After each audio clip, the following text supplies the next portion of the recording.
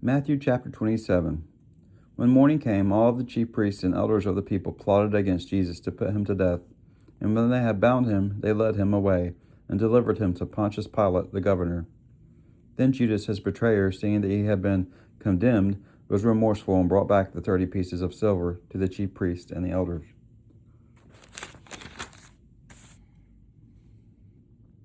saying, I have sinned by betraying innocent blood. And they said, What is that to us? You see to it. And he threw down the pieces of silver in the temple, and departed, and went and hanged himself.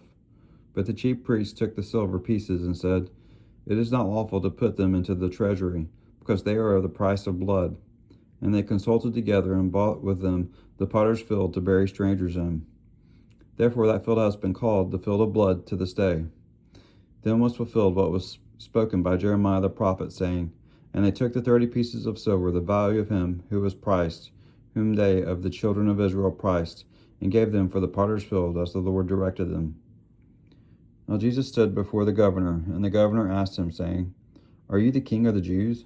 Jesus said to him, It is as you say.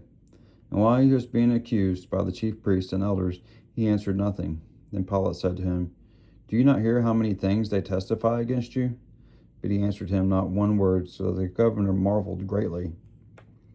Now at the feast the governor was accustomed to releasing to the multitude one prisoner whom they wished. And at that time they had a notorious prisoner called Barabbas. Therefore when they had gathered together, Pilate said to them, Whom do you want me to release to you, Barabbas or Jesus, who is called Christ? For he knew that they had handed him over because of envy. And while he was sitting on the judgment seat, his wife sent to him, saying, Have nothing to do with that just man, for I have suffered many things today in a dream because of him. But the chief priests and the elders persuaded the multitudes that they should ask for Barabbas and destroy Jesus. The governor answered and said to them, Which of the two do you want me to release to you? They said, Barabbas. Pilate said to them, What then shall I do with this Jesus who is called Christ? They all said to him, Let him be crucified. And the governor said, Why, and what evil has he done? But they cried out all the more, saying, Let him be crucified. When Pilate saw that he could not prevail at all, but rather that a tumult was rising, he took water and he washed his hands before the multitude, saying, I am innocent of the blood of this just person. You see to it. And all the people answered and said, His blood be on us and on our children. Then he released Barabbas to them, and when he had scourged Jesus, he delivered him to be crucified. Then the soldiers of the governor took Jesus into the praetorium, and he gathered the whole garrison around him, and they stripped him and put a scarlet robe on him. And when they had twisted a crown of thorns, they put it on his head, and a reed in his right hand. And they bowed the knee before him, mocked him, saying, Hail, King of the Jews! Then they spat on him, and took the reed, and struck him on the head. And when they had mocked him, they took the robe off of him, put his own clothes on him, and led him away to be crucified. Now as they came out, they found a man of Cyrene, Simon by name. Him they compelled to bear his cross. And when they had come to a place called Golgotha, that is to say, place of a skull, they gave him sour wine mingled with gall to drink. But when he had tasted it, he would not drink. Then they crucified him and divided his garments, casting lots that it might be fulfilled, which was spoken by the prophet. They divided my garments among them, and for my clothing they cast lots. Sitting down, they kept watching over him there, and they put on him over his head the accusation written against him, This Jesus, the King of the Jews. Then the two robbers were crucified with him, one on the right hand and another on the left. And those who passed by blasphemed him, wagging their heads and saying, You who destroyed the temple and built it in 3 days, save yourself if you are the Son of God, come down from the cross. Likewise the chief priests also, mocking with the scribes and elders, said, He saved others, himself he cannot save. If he is the King of Israel, let him now come down from the cross, and we will believe him. He trusted in God. Let him deliver him now, if he will have him. For he said, I am the Son of God. Even the robbers who crucified with him reviled him with the same thing. Now from the 6th hour unto the 9th hour there was darkness over all the land. And about the 9th hour Jesus cried out with a loud voice, saying, Eli, Eli, lama sabachthani, that is, my God, why have you forsaken me?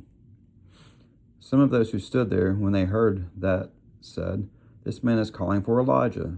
Immediately one of them ran and took a sponge, filled it with sour wine, and put it on a reed, and offered it to him to drink. The rest said, Let him alone. Let us see if Elijah will come to save him. And Jesus cried out again with a loud voice, and yielded up his spirit. Then behold, the veil of the temple was torn in two from top to bottom, and the earth quaked, and the rocks were split.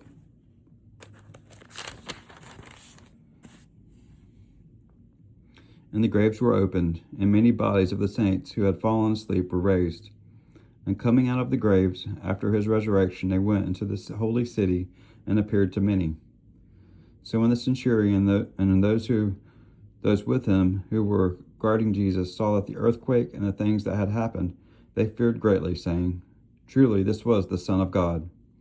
And many women who followed Jesus from Galilee ministered to him, were there looking on from afar, among whom were Mary Magdalene, Mary the mother of James, and Jose, and the mother of Zebedee's son. Now when evening had come, there came a rich man from Arimathea, named Joseph, with himself had also become a disciple of Jesus. This man went to Pilate and asked for the body of Jesus. Then Pilate commanded the body to be given to him. When Joseph had taken the body, he wrapped it in a clean linen cloth and laid it in his new tomb, which he had hewn out of the rock. And he rolled a large stone against the door of the tomb and departed. And Mary Magdalene was there, and the other Mary sitting opposite of the tomb. And on the next day, which followed the day of preparation, the chief priests and Pharisees gathered together to Pilate, saying, Sir, we will remember, while he was still alive, how that deceiver said, After 3 days I will rise. Therefore command that the tomb be made secure until the third day, lest his disciples come by night and steal him away, and say to the people, He has risen from the dead. So the last deception will be worse than the first. Pilate said to them, You have a guard, go your way, make it as secure as you know how.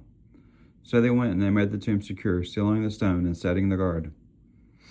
And next time will be on Matthew chapter 28.